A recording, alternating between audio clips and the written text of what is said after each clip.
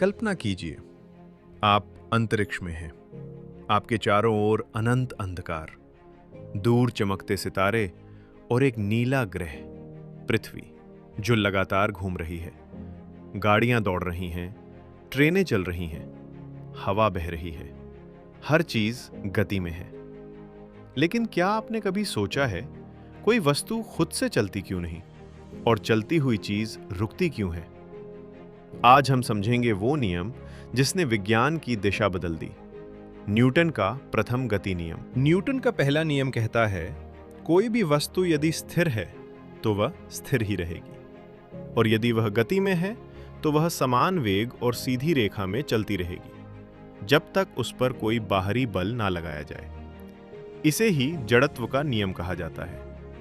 जड़त्व किसी भी वस्तु की वह प्राकृतिक प्रवृत्ति जिससे वह अपनी वर्तमान अवस्था को बनाए रखना चाहती है। मान लीजिए एक किताब मेज पर रखी है, वो बिल्कुल स्थिर है।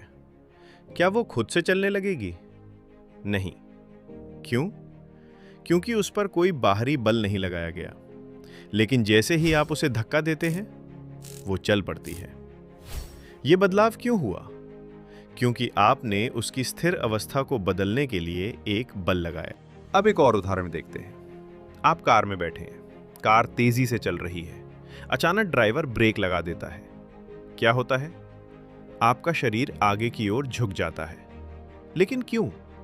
कार रुक गई, लेकिन आपका शरीर पहले से गति में था। आपके शरीर का जड़त्व उसे आगे की दिशा में बनाए रखना चाहता है, इसलिए सीट बेल्ट आपको रोकती है। वह बाहरी बल बनकर आपकी गति को बदलती है।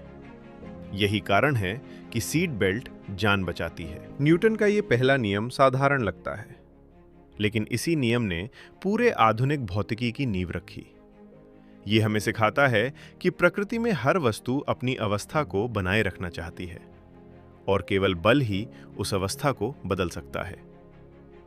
अगले वीडियो में हम जानेंगे न्यूटन का दूसरा नियम, जहां बल और त्वरण का संबंध समझेंगे।